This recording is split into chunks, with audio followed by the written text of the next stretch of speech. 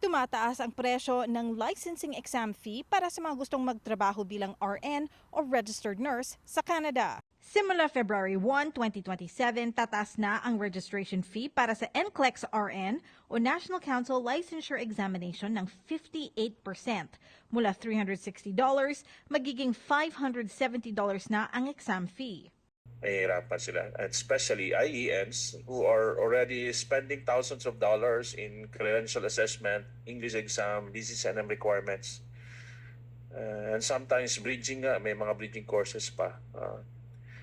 And then even though marami sa kanila are still looking for employment while completing the requirements, so this additional cost be a significant burden.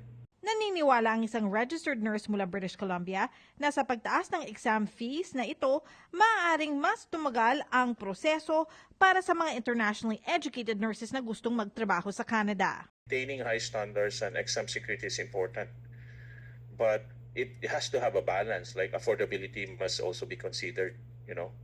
I know Canada is facing nursing shortage.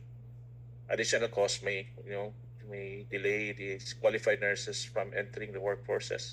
Ang Canadian Nursing Students Association gusto raw makikita ng incremental increase at hindi agad daang-daang mga dolyar na pagtaas sa fees. We do say that Canada needs nurses. I think we need to kind of make it financially possible for us students and for graduates to enter this profession. It's a matter of meals, having your daily needs made, or taking the exam.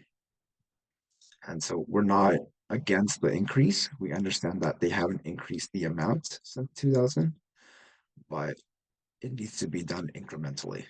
Ayon sa mga miyembro ng BC Nurses Union, may kakulangan ng libo-libong mga nurse ang Canadian healthcare system sa ngayon. Kaya mahalaga raw na makipag-ugnayan ang gobyerno at magbigay ng tulong, pinansyal, grants o suporta para sa mga gustong magtrabaho sa mga ospital. Within Canada, we have about over 26,000 current nursing vacancies.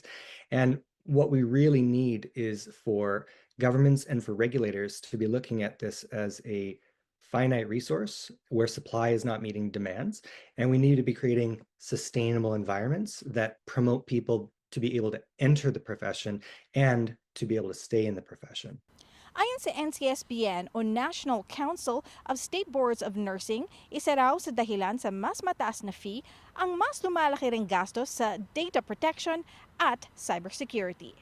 Teresa Barrera, Omni News, Vancouver.